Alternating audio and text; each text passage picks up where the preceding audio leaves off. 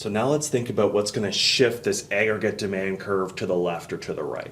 And what's going to do that is anything, if we hold price constant, anything that's kind of changing the intercept of our AE curve is going to start shifting our AD curve. So let's take a look. So holding price level constant.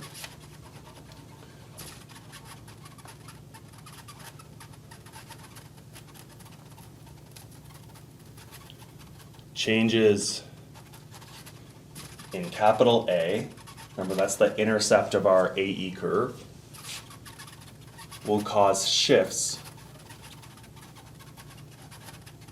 in the AD curve. So let's go through the mechanics behind this.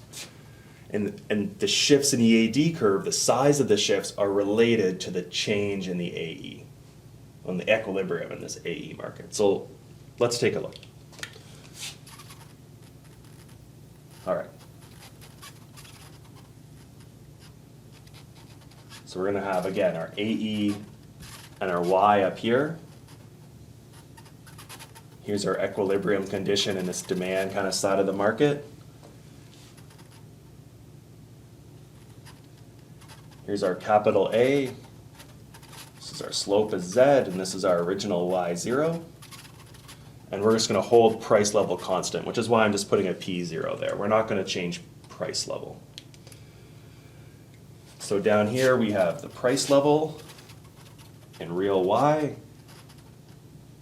Let's say we've mapped out this relationship between the price level and real Y. And here's one particular P0 and Y0. All right, so let's think about what's going to happen over here if we change capital A. So let's say, for example, foreign income, so foreign Y increases. Well, we know from last module, this is going to cause X0 to go up. Right, Canadian goods are going to be imported more by these other countries, and so our exports are going to go up if foreign income goes up.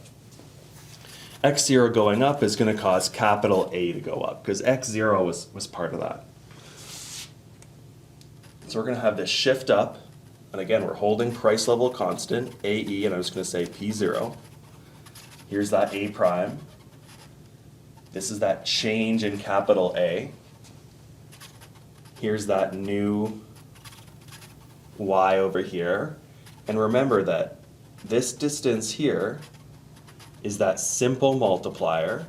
Remember, that's 1 over 1 minus Z. So that's the slope of this. Times this change in A, where the change in A is kind of the change in X0 here. It's the change in this intercept. Well, what this is going to do is it's holding price constant, and we see that Y is going up. And that's going to be true for every price level. And so a change in capital A is going to shift our demand curve. And in this case, an increase in capital A is going to shift our AD curve to the right. And the size of this horizontal shift is the same as the change in this equilibrium in this AE graph. The size of the shift is the same. It's equal to the simple multiplier times A. So this distance here is going to be the same as this distance here.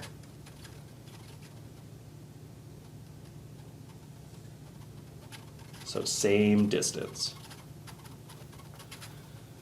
So what our simple multiplier was actually capturing before was kind of the size of this horizontal shift in aggregate demand. Remember when we were holding price constant is what kind of we were doing before anyway. So anything that's going to change this intercept is going to cause this AD curve to shift around. We kind of call those like shocks to the aggregate demand curve, because usually they're from like outside the system. There's something that pushes us away, and we're going to come to that as we get through this module.